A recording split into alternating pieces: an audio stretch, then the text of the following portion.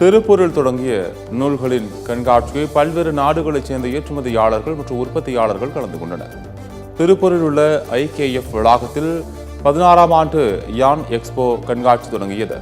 இந்த கண்காட்சியை இந்திய ஆயத்த ஆடை ஏற்றுமதியாளர் கவுன்சில் துணைத் தலைவர் சக்திவேல், ஏற்றுமதியாளர் சங்க தலைவர் சுப்பிரமணி உள்ளிட்டோர் துவக்கி வைத்தனர். 3 நாட்கள் நடைபெறும் இந்த எக்ஸ்போவில் பருத்தி, பாலிஸ்டர், லெனின், விஸ்கோஸ் என பல்வேறு ரக நூல்கள் இடம்பெற்றுள்ளன. மொத்தம் 320 அரங்குகள் அமைக்கப்பட்டுள்ள நிலையில் இவற்றை காண பல்வேறு நாடுகளைச் சேர்ந்த ஏற்றுமதியாளர்கள் மற்றும் உற்பத்தியாளர்கள் ஆர்வம் காட்டி வருகின்றனர். இதில் முக்கியமாக லான்ச் வேர், ஸ்போர்ட்ஸ் வேர், அதற்குள்ள எல்லாவித துணிவகைகளும் நூல்வகைகளும் இங்கு உள்ளன.